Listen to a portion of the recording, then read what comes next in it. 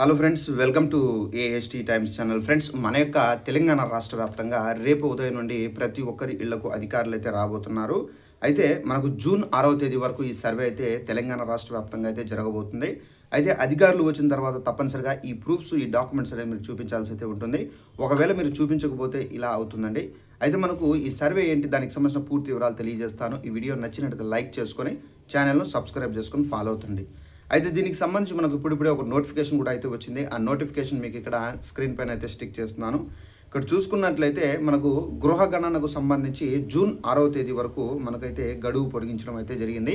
అయితే దేశవ్యాప్తంగా ఈ సర్వే అనేది చేస్తున్నారు కాబట్టి గృహగణన. సో ఈ గృహగణన కారణంగా ప్రతి ఒక్కరి ఇళ్లకు అధికారులు అయితే రావడం అయితే జరుగుతుంది. అయితే యాక్చువల్లీ ఏంటంటే ఈ సర్వే అనేది మనకు శనివారంతో అయితే మనకు గడువు అయితే ముగియడం అయితే జరుగుతుంది. బట్ ఏంటంటే చాలామంది ఈ సర్వే నిమిత్తం ఇంకా మనకు డేటా అనేది కలెక్ట్ చేయడం అయితే బ్యాలెన్స్ ఉంది. సో ఆ డేటా అనేది కలెక్ట్ చేయడానికి కేంద్ర ప్రభుత్వం అయితే మనకు ఈ గడువు తేదీ అనేది మనకు జూన్ 6వ తేదీ వరకు అయితే పొడిగించడం అయితే జరిగింది. అలాగే ఈ సర్వే నిమిత్తం అధికారులు మిళ్ళకైతే రావడం అయితే జరుగుతుందండి. వచ్చిన తర్వాత తప్పనిసరిగా మీ యొక్క ఆధార్ కార్డు కానివ్వచ్చు, అలాగే రేషన్ కార్డుకి సంబంధించిన వివరాలు, అలాగే ఫ్యామిలీకి సంబంధించిన డీటెయిల్స్, మీ యొక్క ఇంట్లో ఎంతమంది ఉన్నారు, ఎన్ని ఫ్యామిలీలు ఉన్నాయి, అలాగే మీరు సిలిండర్స్ ఎన్ని యూజ్ చేస్తారు, అలాగే మీరు స్లాబ్ ఇల్లా లేదంటే పూరి గుడిసిల్లా, పూరిల్లా, సో అలాగే మీ స్లాబ్ అనేది దేంతో వేయించుకున్నారు, సో టాయిలెట్లో కాంక్రీట్తో వేయించుకున్నారా లేదా రేకులు ఏసీసీ టాయిలెట్ అనేది కూడా వాళ్ళైతే క్లారిటీగా ప్రతి ఒక్కటి క్షుణ్ణంగా అయితే వివరాలు అయితే అడిగి చెప్పడం తెలుసుకోవడం అయితే జరుగుతుంది. దానికి సంబంధించి మీరైతే వివరాలు కూడా కరెక్ట్గా అయితే సబ్మిట్ చేయాల్సి అయితే ఉంటుంది.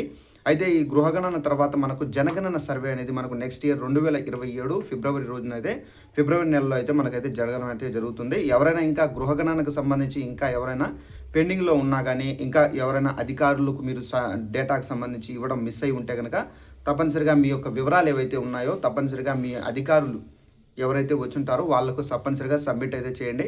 సో ఈ గృహగణనలో మీరు వివరాలు ఇచ్చిన దాని ఆధారంగా మనకు పథకాలు కానివ్వచ్చు, ఇంకా ఏమైనా మనకు గవర్నమెంట్, సెంట్రల్ గవర్నమెంట్కి సంబంధించి ఎలాంటి మనం బెనిఫిట్స్ పొందాలన్నా కానీ సో దాని ద్వారానే మనకైతే అందడం అయితే జరుగుతుందండి. జాగ్రత్తగా ఆచితూచి మీరు గమనించుకొని మీరు సమాధానాలు చెప్పండి. సో తప్పు మాత్రం చెప్పకండి. సో నిజాలే చెప్పండి.